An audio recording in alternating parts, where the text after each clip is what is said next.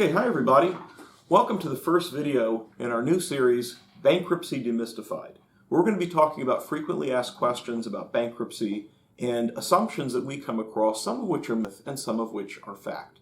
So the first question we're going to talk about in this video is, will I lose everything I own in bankruptcy? We get asked this a lot, and it's a big fear that a lot of people have. They're worried that bankruptcy is going to leave them destitute.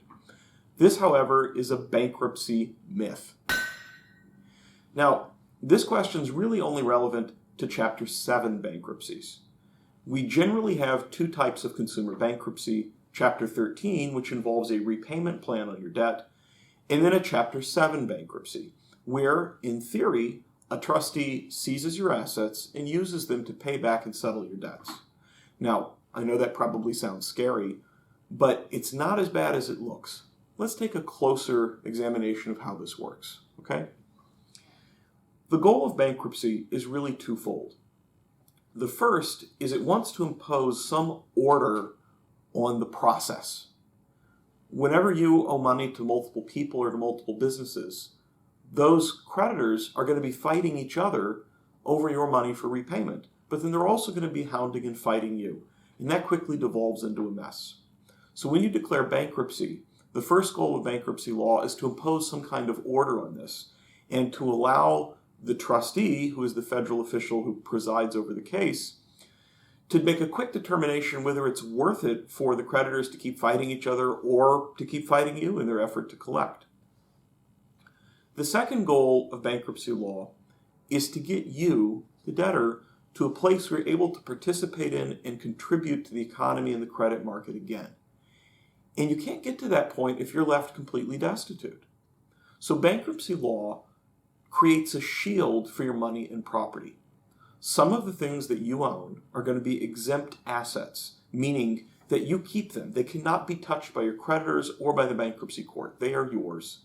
And some of your property is going to be non-exempt, which means that you could lose them in bankruptcy. Now, both Texas and the federal government have their own list of rules as to what property is considered exempt, meaning you keep it, and what property is non-exempt, meaning in theory it could go to satisfy your creditors. The Texas laws and the federal laws, however, kind of contradict each other. In some situations, the federal laws are more helpful than the Texas laws, and in others, the Texas law is more favorable than the federal laws.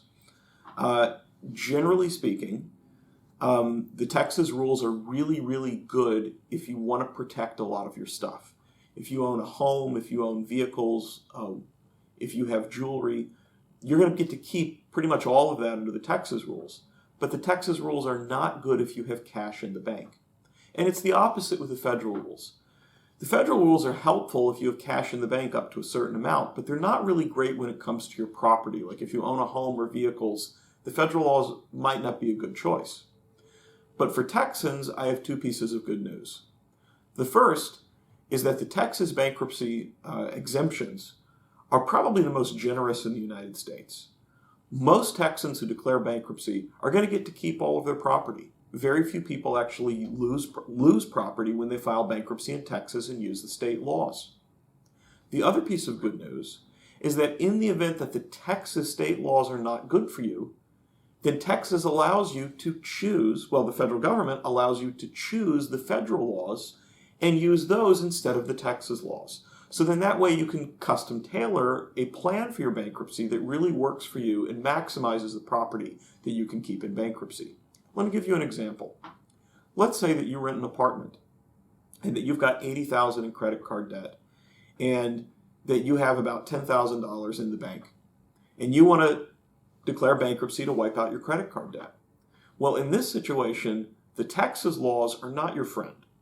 The reason why is that if you had a house, a homestead, that would be protected, but under the Texas laws, you're going to lose the cash you have in the bank. But the federal laws don't really protect a homestead, but you can protect that $10,000 under the federal laws. So you want to choose the federal laws here because you're renting. You don't have to worry about any risk to your home, but you will be able to keep your cash if you use the federal law in this chance. So the Texas laws are both very generous, and even if they don't work for you, you can opt to use the federal laws here in the state of Texas. Now, figuring out whether the Texas laws or the federal laws regarding exemptions are the right one for you, and also figuring out how these laws apply to your property, requires a lot of experience and a lot of knowledge of the actual code provisions in Texas and in the federal bankruptcy code.